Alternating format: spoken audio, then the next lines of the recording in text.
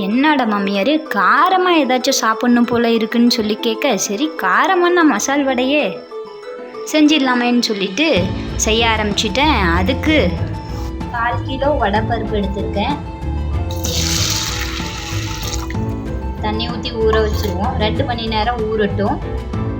தேவையான மசாலா ரெடி பண்ணிடலாம். அதுக்கு நான் ஒரு பெரிய துண்டு இஞ்சி கட் பண்ணி வச்சுருக்கேன், ஒரு பெரிய பூண்டு இந்த மாதிரி தோலோடு உரிச்சு வச்சுருக்கேன், கொஞ்சம் சோம்பு, 3 பெரிய வரமிளகா, காரம் கம்மியாக இருக்கும் அதனால நான் 3 பெரிய வரமிளகா, ஒரு பச்சை மிளகாய் கொஞ்சம் காரத்துக்கு, கொஞ்சம் கருவேப்பிலை, இது எல்லாத்தையும் சேர்த்து நைஸாக அரைக்கணும்னு அவசியம் இல்லை. இது போல் கொரன்னு அரைச்சாலே போதுமானது. இது நம்ம பருப்பு அரைக்கும் போது பருப்பு கூட சேர்த்து அரைச்சிப்போம். பருப்பு நல்லா ஊறிடுச்சு. இப்போ இதில் நம்ம கொஞ்சம் போல் பருப்பு எடுத்து தனியாக வச்சுப்போம். மாவு பிணையும் போது இதை சேர்த்து போட்டு பெஞ்சிப்போம். கிரைண்டரில் பருப்பு ஆட்டை போட்டுக்கலாம்.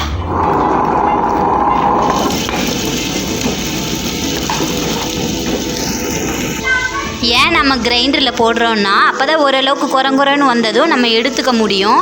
இல்லைன்னா ரொம்ப நைஸ் ஆயிரும் மிக்சிலலாம் போட்டோன்னா.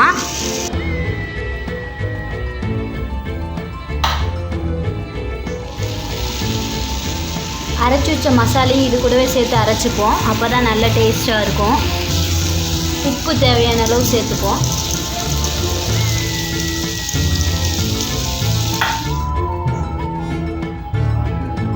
பாருங்கள், அரைச்சி எடுத்தாச்சு. இப்போ நம்ம இதை கூட என்னென்னலாம் மிக்ஸ் பண்ணலான்னு சொல்லிட்டு பார்த்துடலாம்.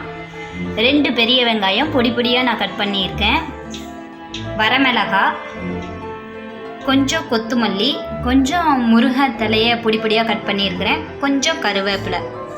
என்னடா எல்லாம் பார்க்க பச்சை பச்சையாக இருக்குதுன்னு பார்க்குறீங்களா? என்னங்க பண்ணுறது. இப்போ நம்ம எடுத்து வச்சுருக்கிற இந்த பருப்பை இது கூட சேர்த்து மிக்ஸ் பண்ணிப்போம். இப்போ இது எல்லாத்தையும் போட்டு மாவு கலந்துருவோம். மாவு நல்லா பிணைஞ்சிக்கலாம்.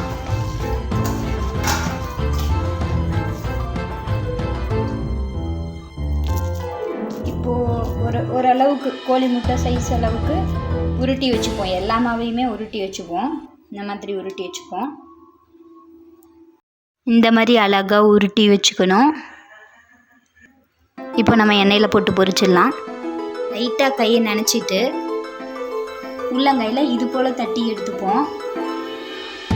எண்ணெய் காஞ்சதும் நம்ம போட்டு எடுத்துப்போம். பாருங்கள், நல்லா எண்ணெய் காஞ்சிருச்சு. ஒன்று பெரட்டி விட்டுப்போம். அப்போ தான் நல்லா வேகும்.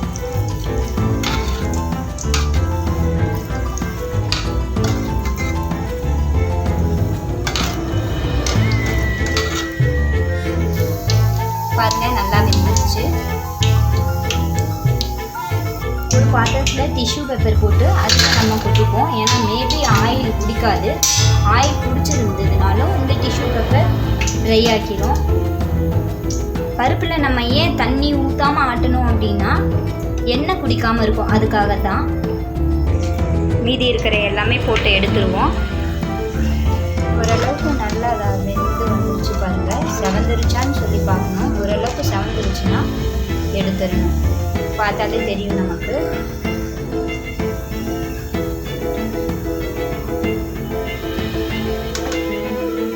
தயிர் வடைக்கு ரெடி பண்ணிடலாம். அதுக்கு நான் 1 கப்பு தயிர் எடுத்துருக்கேன், 1/2 கப்பு தண்ணி கலந்து. சுவையான டேஸ்டான மசால் வடை ரெடி ஆகிடுச்சு. பாருங்கள், கொஞ்சமாக சேர்த்து கலந்துப்போம். பாருங்கள், டேஸ்டான மசால் வடை ரெடி ஆகிடுச்சு. எண்ணெய் நல்லா காஞ்சதும் 1 ஸ்பூன் கடுகு சேர்த்துப்போம். கடுகு பொரியும் போது கொஞ்சம் கடலைப்பருப்பு, கொஞ்சம் போல உளுத்தம்பருப்பு,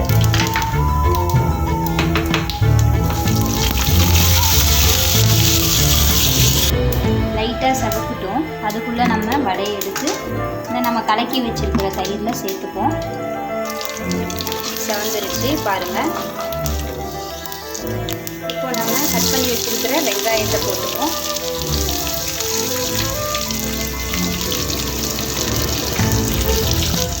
துளி போல் 1 பிஞ்சு டேபிள் சால்ட்டு சேர்த்துப்போம்.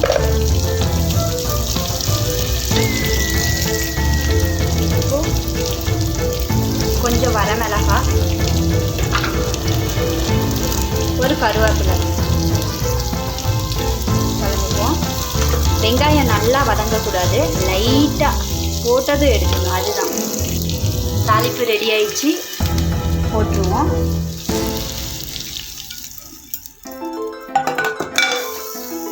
பாருங்கள், பார்க்கவே கலர்ஃபுல்லாக இருக்குது. இது கூட நாம் கொஞ்சம் மல்லி,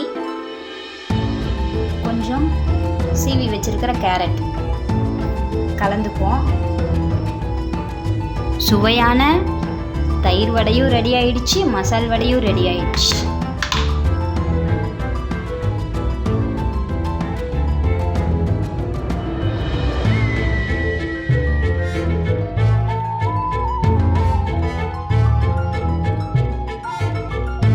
நம்ம சேனலை இப்போ தான் நீங்கள் ஃபஸ்ட் டைம் பார்க்குறீங்கன்னா லைக் பண்ணிக்கோங்க, ஷேர் பண்ணிக்கோங்க, கமெண்ட் பண்ணுங்கள் ஃப்ரெண்ட்ஸ். கூடவே சப்ஸ்கிரைப் பண்ணிக்கோங்க. தேங்க்யூ.